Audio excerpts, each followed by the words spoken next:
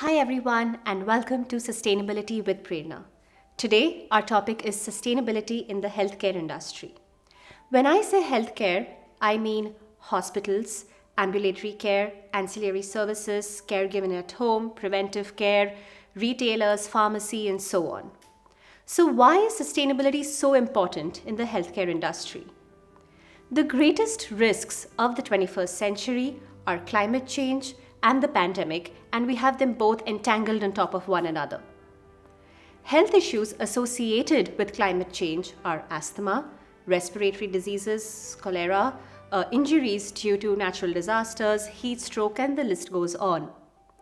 A quarter of all human deaths and diseases happening on the planet are attributed to environmental factors according to the World Health Organization.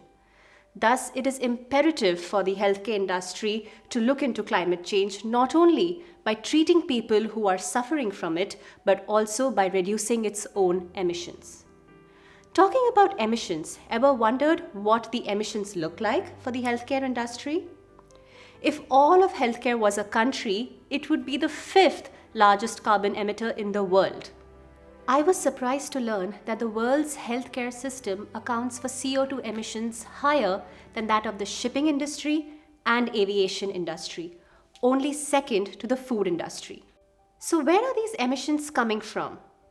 Emissions coming directly from the hospital facilities, also known as Scope 1 emissions, contribute to 17% of the total footprint. Indirect emissions, or Scope 2, such as purchased electricity, heating, cooling, etc., contribute to another 12%. The major chunk, or 71%, comes from healthcare supply chain, so manufacturing, production, transportation, use, disposal, etc. Let's take a deeper look at what these emissions look like. 40% of healthcare's climate footprint comes from electricity and thermal power supply, of which 12% of healthcare facilities' carbon footprint is coming from purchased energy, with 28% of grid energy being consumed in the supply chain as well. 13% of healthcare's footprint primarily arise from on-site power generation in healthcare facilities. This is taking into account the on-site combustion for heating, cooling, and manufacturing. Just the energy part is summing up to 53%, which brings us to the conclusion that fossil fuel combustion is core to healthcare's climate footprint. Thus, decarbonization of national energy systems is imperative to move healthcare to net zero. Other significant activities that contribute to healthcare's footprint include agriculture, 9%, including catering at healthcare facilities, growing cotton for surgical gowns, etc., pharmaceuticals and chemicals at 5%, transport at 7%, and wastewater treatment at 3%. What we are not addressing here is the impact of anesthetic gases. When we talk GHG emissions in hospitals, we absolutely need to talk about anesthetic gases. However, there isn't much research done on this topic. Anesthetic gases include nitrous oxide and fluorinated gases as well. Thus, this is one gap that we truly need to address. Another important topic here would be waste management. 15% of the hospital waste is attributed to medical waste.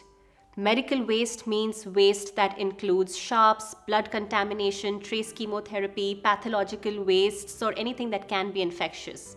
This waste is treated with steam, moisture, heat, pressure, etc. so that it's neutralized. Now, can you imagine during the pandemic, this medical waste increased 6 times. Waste facilities were running 24/7. Folks working there were on double shifts only to be able to cope up with the amount of medical waste coming in. So I took a look at the existing legislation involved around medical waste. Around 50% of the countries have some sort of mention of medical waste in their laws. When I say mention, either it's just the word or a sentence or a phrase or even a para at times. But only a quarter of the countries in the world have an actual legal code on how medical waste needs to be treated. So one thing is for sure, If we want the health sector to go on a zero emission trajectory, the onus of that doesn't lie on the health sector alone. We need our governments to step up here and ensure that there are national level codes on medical waste treatment.